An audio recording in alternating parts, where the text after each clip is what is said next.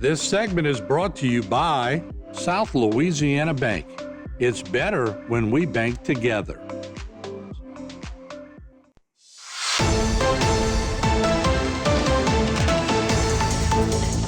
Hello and welcome to this edition of Bayou Time. I'm your host, Keith Weissite, licensed clinical social worker with Terrebonne Home Care. Very glad you're joining us. However you may be joining us, we appreciate it. And whenever we have some updated news, we like to get it to you as quickly as we can. We also like to go to the source to be able to provide that information. And so we welcome back to the program Ken Pastrick. Ken, thanks for joining us again today. I know under sad circumstances here, but as Director of Public Affairs, it's one of those things that you kind of get the information and share that out with the public when we have one of these house fires. Can you tell us a little bit about what we do know? Well, this morning about 1 a.m., Lafourche Parish Fire District 1 responded to a house fire on Rodriguez Drive in Raceland. And when they arrived, tragic scene because they found 4 victims inside, a 20-year-old female, 14-year-old male, 12-year-old female, and a 6-year-old male. What's horrible about this is fires are difficult to handle in the first place, but these calls are what we dread in the fire service, finding fatalities within, especially when you have children. It's really, really bad. Yeah, and so again, as you mentioned, it's at the 100 block of Rodriguez Drive in Raceland. And so, Jason, we appreciate the picture there. As you know, very often people in the communities, they kind of want to know or see where that is. But like you mentioned, when we have firefighters that show up and we realize that it's claimed the lives of 4 people and all of them, some young people from 46 to age 6. 4 people is too many, but when we have families like this, it's got to be a difficult scene for firefighters to show up to. It is a tragedy. It is a challenge. Firefighters, they get into the fire service because they like to help people. They're good people, good human beings, and this is what they love doing, helping people as much as they can. And so when they see a child that's deceased in a fire, it's a difficult situation. 4 individuals ranging from 6 years old up to 20 years of age. And then we did have a 46-year-old woman, an occupant of the home, that was able to get out alive, and she was hospitalized. Don't have a condition on her right now.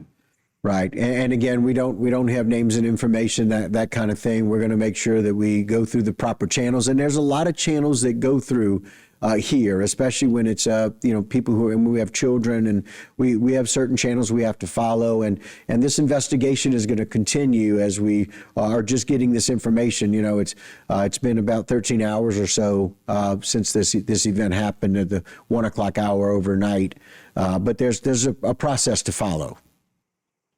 Yeah, that's right. And right now we can tell you that we're continuing to work the fire to determine the cause and the origin of the fire.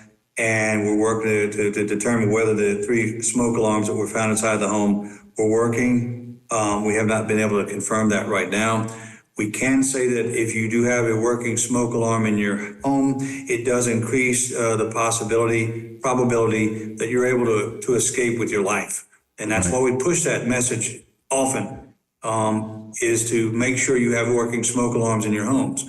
And if you can't get a working smoke alarm, you can come through us with our Operation Save a Life program, where you get free working smoke alarms. And also you have a firefighter or a fire marshal employee come and install those for you at no cost to you. So what you get out of that is you get a free smoke alarm, and you know that it's being installed properly and it's in good working order. We also like to tell people it's a good idea to check those smoke alarms every time you change the time. In the fall and the spring, spring forward, fall back, you check it at that point. And most smoke alarms you do buy these days in the hardware stores, they have these batteries that last 10 years. They're installed, and you don't have to change them. In fact, when you're done with them, you toss them in the garbage can and get another smoke alarm.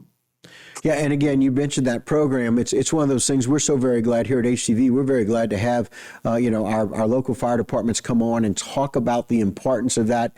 These house fires, and again, we're going to find out a lot more information about it, but these smoke alarms do go a long, long way in alerting people that there's smoke at least in the home, and it just helps you get the opportunity to get out of that home if in fact it's on fire. And it's a great program. We know that there are people that maybe can't afford smoke alarms. You guys provide those. Correct. And like I said, what's good about a smoke alarm is it's there to wake you up, because when you're sleeping, you're the most vulnerable. If you have a fire break out in your house and you're sleeping, unless you have a smoke alarm or something wakes you up, your chances of getting out are not very good. On the contrary, if you're in the middle of the day cooking and the house catches on fire, you can get out. It's that period when you're vulnerable, when you're sleeping, and that smoke alarm is your sentinel. It's there to make sure you know there's something going wrong and you can get out of the house because it wakes you up. Yeah, and again, that program as well, making sure that if you have those, they're installed by a professional. They're installed by some people, our local firefighters who are trained in not only all of the things about the smoke alarms, but exactly how to install them and make sure that they're installed correctly, as you mentioned.